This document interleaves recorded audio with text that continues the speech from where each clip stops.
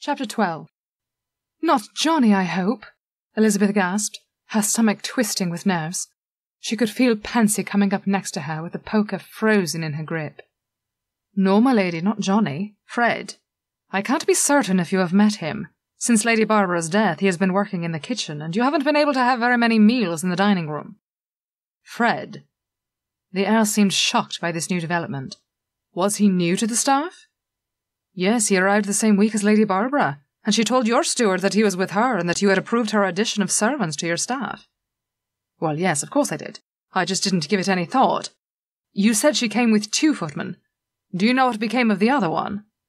"No, he left at the same time as Lady Barbara's maid, so I assumed they were both going back to her family." By this time, the steward had returned to the library and was listening to their conversation. Mr. Patrick was able to provide him with as detailed a description as he could muster of both footmen, and even the maid. It was best to be prepared for any eventuality. "Thank you, Mr. Patrick. You have been most helpful. Could you please have Fred join us here in the library, without telling him what it is about?" "I can, my lord, but I'm not certain he won't have already heard about her ladyship's questions. It's possible he might have even run off by now if he has anything to hide, and any sense." Justice couldn't help a low chuckle.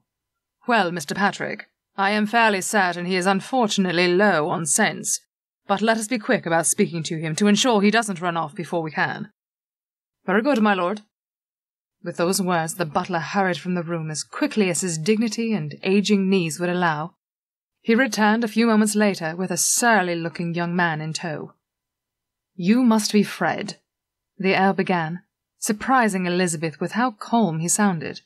She glanced at him, and was reassured by the tick in his cheek that indicated he was clenching his teeth in order to maintain his calm facade. Reassured, Elizabeth turned her gaze back to the footman. He appeared to be torn between belligerence and fear. His nod was his only answer. "I understand you arrived here in the employ of Lady Barbara. Is that correct?" Elizabeth could hear the frustration in Justice's voice. "That's right, my lord." "Why did you not return with the other servants to Lady Barbara's family?" Fred shrugged, and Elizabeth thought he wasn't going to elaborate in answer to Justice's question, but to her surprise he spoke up. "I had a job to do, and there wasn't much back there to return to." "What kind of a job?" Fred's face took on an even more belligerent expression as he made an effort to appear innocent. "I'm your footman, my lord."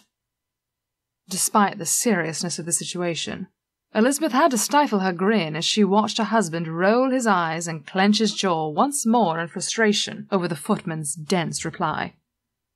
"I realize you are in my employ as a footman, but what other kind of duties did you carry out for Lady Barbara?" When Fred merely shrugged again, Justice looked at Elizabeth. Meeting his gaze without flinching, she gave him a small nod. He shifted his gaze back to the footman.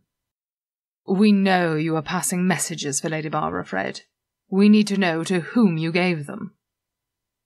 They watched as the footman swallowed audibly, and his fear-filled eyes shifted back and forth between the Earl and his wife.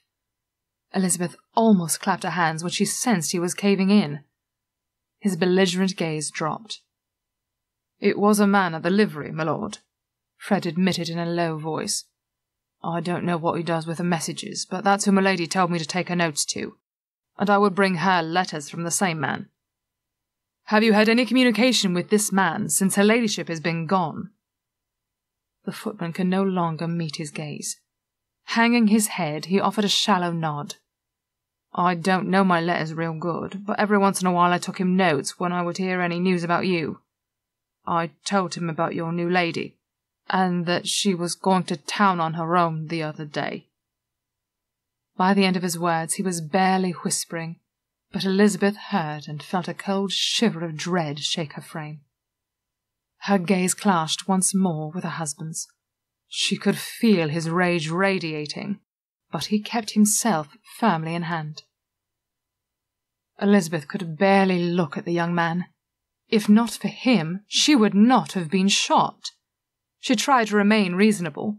If not for being shot, she would still be suspicious of her husband. This thought brought her up short. She couldn't possibly be glad to be shot. That would be ludicrous.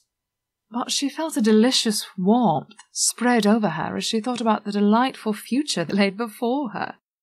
Provided they put a stop to these attacks, of course. She made an effort to draw her straying focus back to the matter at hand. Lord Sinclair was still questioning the footman. Elizabeth hoped no one had noticed her lack of attention. She mentally tried to catch up. "I don't know his name, my lord." The servant was whining, making Elizabeth's teeth set on edge. "Then can you describe him?" Elizabeth was surprised by how patient the Earl sounded. She was ready to throw a book at the young footman. "How did you meet up with him?"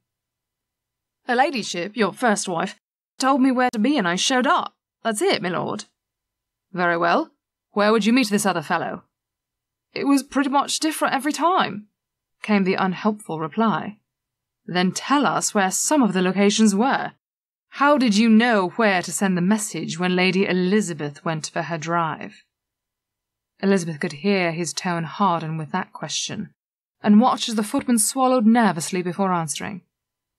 "I was to put a red flag in the window of the eastern turret whenever there was news, and then I was to leave a note in a wooden box behind the paddocks."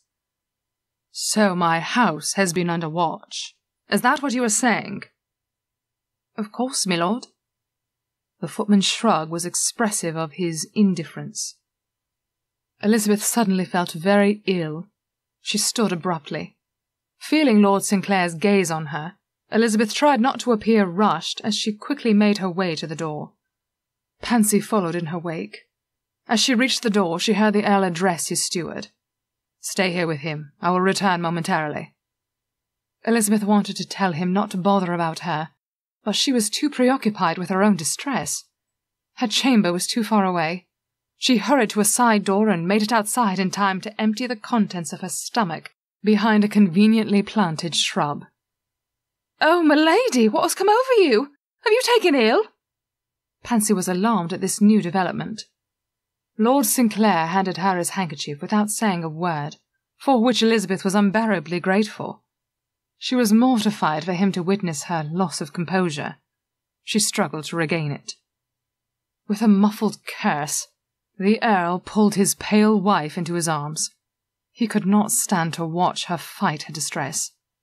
He made an effort not to jar her injured arm, but he needed to offer her comfort and be comforted in return. Feeling her relax as he rubbed her back was a balm to his own troubled soul.